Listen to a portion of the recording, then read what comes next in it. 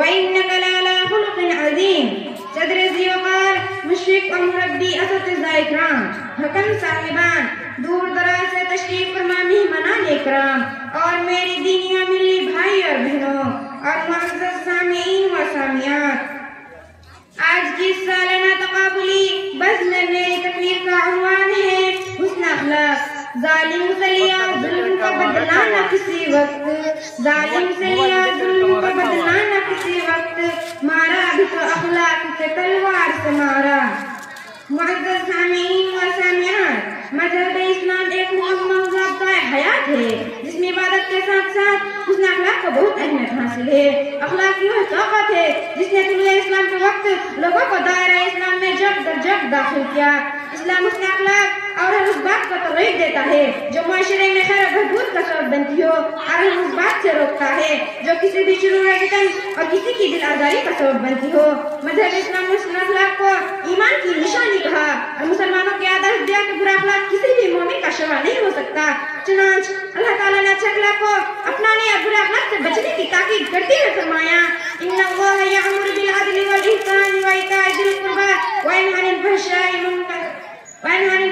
والمنکر والبغی۔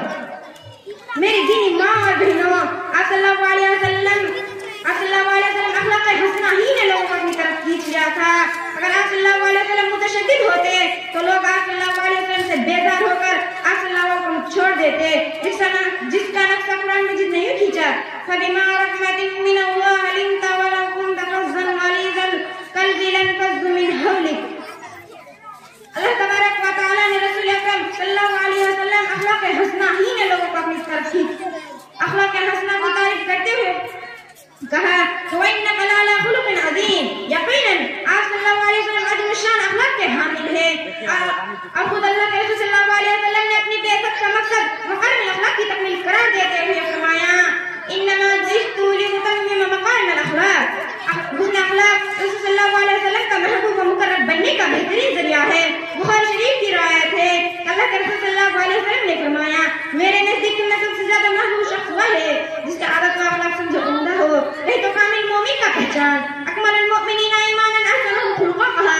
جی ہاں، حسن اخلاق ہی کے ذریعے ہمیشہ روزہ رکھنے اور روزہ کو قائم کرنے والا کا درجہ حاصل کر لیتا ہے۔ آپ صلی اللہ علیہ وسلم نے بھی فرمایا کہ کل قیامت کے روز مومن بندے کی میزان عمل میں جو چیز سب سے زیادہ بھاری ہوگی حسن اخلاق ہی ہوں گے، لہذا حسن اخلاق کو اپنے وطیرہ بنائیں اور بد اخلاقی سے کوسوں دور رہیں، کیونکہ حسن اخلاق کا تعلق حقوق العباد سے ہے اور اللہ تعالیٰ نے حقوق العباد میں بہت محتاط رہنے کا حکم دیا ہے۔ میں اپنی تقریر کو اس شعر کے ساتھ ختم کرنی چاہتی ہوں، حسن کردار سے نور مجھ